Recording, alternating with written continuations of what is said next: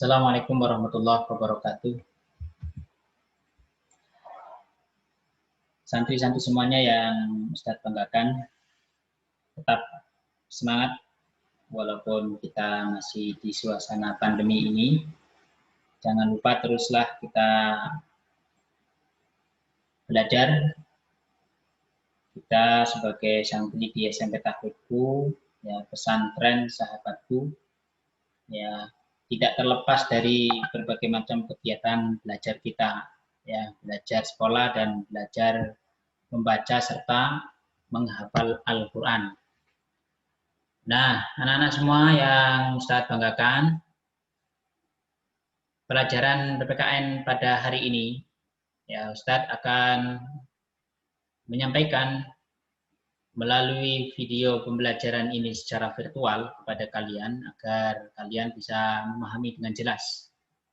Nah, kita memasuki pada bab 2 ya pelajaran PPKN ini atau KD 3.2, yaitu tentang norma-norma dalam kehidupan bermasyarakat. Nah, sebelum kita bahas lebih jauh, kalian perlu tahu ya apa tujuan dari pembelajaran KD 3.2 ini. Setidaknya ada 4 yang kalian harus pahami. Yang pertama, pada tema atau bab ini ya, menghargai norma-norma yang berlaku dalam kehidupan bermasyarakat dengan jujur. Karena apa? Ini sebagai anugerah dari Allah, Tuhan Yang Maha Esa. Yang kedua, tentu tujuan dari pembelajaran ini adalah mematuhi norma-norma yang berlaku dalam kehidupan bermasyarakat ya untuk mewujudkan keadilan, ketertiban dan kerukunan dan kebersamaan tentunya ya. Nah, barulah tujuan yang ketiga adalah memahami norma-norma yang berlaku dalam kehidupan bermasyarakat untuk mewujudkan keadilan. Jadi kita perlu memahami jadi pengetahuan yang ada di dalam norma-norma atau aturan-aturan yang berlaku di masyarakat, di lingkungan masyarakat kita. Ya. Kemudian yang terakhir, berperilaku sesuai norma-norma yang berlaku dalam kehidupan. Ini adalah keterampilan. Ya, boleh jadi dengan pengetahuan yang kita dapatkan, tentu kita harus mempraktekkan. Maka berperilaku sesuai dengan norma aturan yang berlaku dalam kehidupan masyarakat dalam upaya untuk mewujudkan keadilan dan kehidupan yang baik. Oke, kita lanjut. Sebelum membahas tentang materi, ada integrasi dengan nilai-nilai Islam ya. Ini hadis dari Rasulullah SAW yang berbunyi ma ra'ahul muslimuna hasanan fahuwa indallahi hasanun. Wa ma ra'ahul muslimuna say'an fahuwa indallahi say'un. Kata Nabi, ma ra'ahul muslimuna hasanan. Apa yang dipandang baik oleh orang-orang Islam, fahuwa indallahi hasanun. Maka baik pula di sisi Allah. Wa ma ra'ahul muslimuna say'an. Dan apa saja yang dipandang buruk oleh orang Islam, maka menurut Allah fahuwa indallahi say'un. Maka menurut Allah pun digolongkan sebagai perkara yang buruk. Hadis diriwayatkan oleh Imam Ahmad, Bazar, Tabrani dalam kitab Al-Kabir dari Ibnu Mas'ud. Apa maksud dari hadis ini?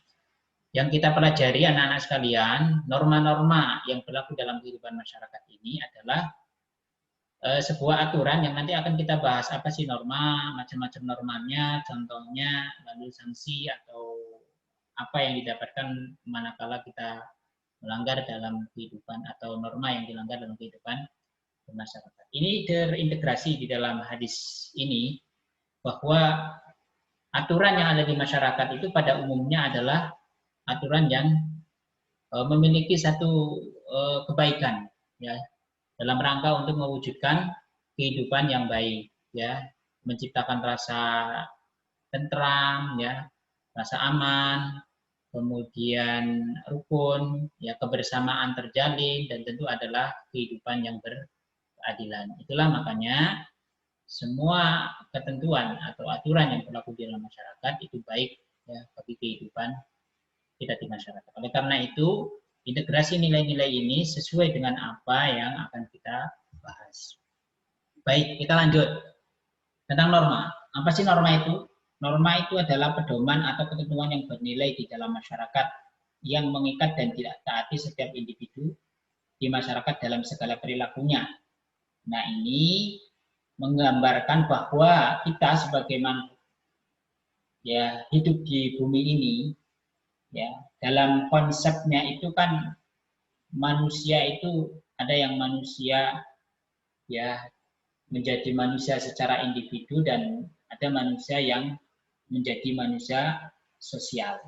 Ya. Maka individu dan sosial ini harus mengintegral. Ya. Kita tidak bisa hidup sendirian, ya, menjadi manusia yang individualis. Wah, apa-apa sendiri dan seterusnya. Wah, itu sangat memberatkan dalam kehidupan kita. Makanya kita dilahirkan di bumi ini, ya, berbagai macam jenis ya manusia, ya, dari warna, dari fisik, bahkan jenis kelamin, ada laki-laki, ada perempuan. Ya. Itu menggambarkan bahwa antara manusia satu dengan manusia yang lain akan ada interaksi, ya, akan ada ketergantungan. Nah, makanya kita ini selain sebagai makhluk individu juga disebut sebagai makhluk sosial. Kalau Aristoteles mengatakan manusia atau makhluk hidup itu adalah sebagai zon politikon, yang mempunyai atau ya memiliki keinginan untuk hidup bersama, ya saling bekerja sama, ya saling menginginkan. Nah, itulah zon politikon. Ya. Manusia politik ya menginginkan satu interaksi antara satu dengan yang lain. Nah, itulah konsep awal bagaimana kemudian manusia hidup harus bersosial ya, menjadi makhluk sosial. Oleh karena itulah dalam kehidupan berinteraksi antara manusia satu dengan yang lain, antara keluarga satu dengan keluarga yang lain, antara masyarakat satu dengan masyarakat yang lain, ya, daerah satu dengan daerah yang lain, tentu saling berinteraksi, maka dalam interaksi itulah butuh satu aturan. Itulah norma. Ya. Pedoman atau ketentuan yang bernilai di dalam masyarakat yang mengikat dan tentu itu diarti setiap individu dalam kehidupan masyarakat, ya tentu dalam segala perilaku. Ya, jadi poinnya ada dua, ada tiga ya. Yang pertama itu ada pedoman, ya pedoman. Yang pertama itu berlaku di dalam masyarakat. Nah, dan itu mengikat pada diri pribadi untuk dilaksanakan. Nah, 3 poin itu. Nah, apa saja sih norma yang berlaku dalam masyarakat? Yang pertama adalah norma agama, 2 norma kesopanan, 3 norma kesusilaan, dan keempat adalah norma hukum. Ini macam-macam norma, ada 4 ya. Nah, terus apa sih arti norma itu? Dari 4 itu, yang pertama norma agama. Norma agama itu adalah aturan yang bersumber pada hukum agama atau wahyu, kitab suci, yang berasal dari Allah, Tuhan yang Maha Esa. Kalau kita ya Al-Quran, sumbernya ya norma agama. Ya. Kalau nanti dilanggar, sanksinya apa? Dosa. Ya. Contohnya apa ya? Sholat, kan perintah agama ya, sholat. Nah, kalau nggak sholat, ya sanksinya dosa. Nah, itu norma agama. Norma kesusilaan adalah aturan-aturan hidup yang berkaitan dengan bisikan kalbu dan suara hati nurani. Ya, misalnya kita ngerasani ya, atau contohnya yang norma kesusilaan itu adalah ya kalau kita tidak jujur ya. Nah, itu di dalam hati ini nanti di hati nurani ini merasa ada sesuatu yang kurang ya. Jadi gelisah ya. Nah, maka sumber dari norma kesusilaan ini adalah ya dari hati nurani sumbernya ya. Ini baik atau buruk ya, hatinya bergoncang. Kalau dilanggar apa sanksinya? Ya sanksinya adalah penyesalan. Ya Allah, kok tadi saya bohong ya, nah, misalnya. Kok saya tadi kok berbuat curang misalnya. Nah itu hati nurani kita akan berkata seperti itu. Nah ada penyesalan, sanksinya ya. Sumbernya dari hati nurani. Kemudian norma kesopanan. Apa itu norma kesopanan? Aturan atau kaidah yang mengatur tingkah laku manusia yang bersumber dari tata kelakuan atau tata krama kebiasaan dalam masyarakat. Nah jelas, sopanan itu sumbernya dari aturan masyarakat atau tata krama kebiasaan dalam masyarakat. Contohnya apa misalnya? Contohnya kalau di Jawa itu makan dengan mengecap itu kan nggak sopan ya. Atau di Jawa itu kalau berjalan di depan orang tua, orang yang kita muliakan gitu ya dalam tanda kutip, kok berjalannya penuh dengan kesombongan ya, atau tidak menyapa gitu. Nah itu nggak sopan. Maka yang baik itu adalah kalau berjalan di depan orang tua atau orang yang kita hormati, ya guru, ustadz dan seterusnya, nah kita sambil ya menunduk ya, biasanya melipir tangannya ya ke depan itu sopan ya, atau menyapa ustadz atau pak guru ya, ustazah permisi, nah itu sopan ya. Itu adalah perilaku-perilaku kalau itu menjadi kebiasaan di pesantren, itu sesuatu yang harus kita lakukan, apalagi kita sebagai santri ya. Nah sehingga kalau itu nggak lakukan, itu nggak sopan. Apa nanti sanksinya? Ya sanksinya nanti dikucilkan dari kehidupan masyarakat. Kalau di pesantren ya dikucilkan sama temannya, atau ya dilihat sama ustadz atau ustadzanya tidak baik ya. Nah, jadi sanksinya adalah dikucilkan. Nah yang terakhir, norma hukum.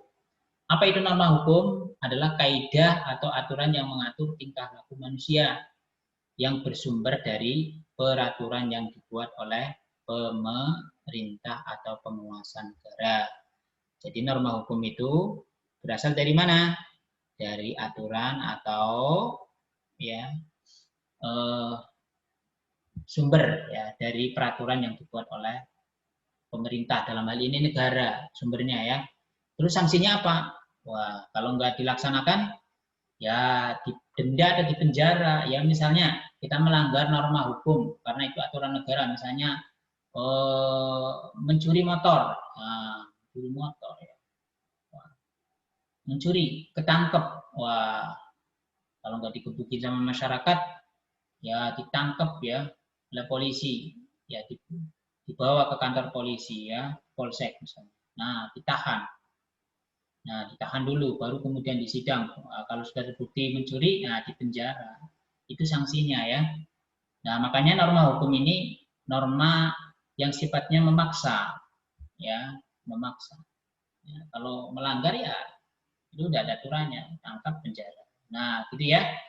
Itulah 4 norma. Jadi yang pertama adalah norma agama ya. Kemudian kedua adalah norma kesusilaan, kemudian norma kesopanan dan norma hukum. Dan kita sudah belajar ya, norma agama itu sumbernya dari mana, contohnya apa, jika melanggar sanksinya apa, ya kan? Nah, kita sudah belajar. Begitu juga dengan norma kesopanan, kesusilaan dan hukum. Nah, oleh karena itu, dalam pertemuan pertama di bab 2 ini, ya, KD 3.2 ini, Ustadz minta ya, tugas 1 ini kalian membuat tabel nih ya, seperti ini tabelnya. Silakan dibuat ya, ini tugas 1 KD 3.2. Nah, judulnya norma-norma dalam kehidupan bermasyarakat. Kalian melengkapi tabel ini tugasnya. Ustadz contohkan nih, norma tadi kan kita bahas ada 4 ya, ada norma agama, kesopanan, kesusilaan dan hukum. Nah, contohnya ini, agama sumbernya dari wahyu atau kitab suci. Contohnya sholat atau rajin sholat. Sanksinya kalau meninggalkan, sanksi itu kan punishment ya, kalau tidak sholat kan gitu ya, dosa atau siksa neraka, ya kan?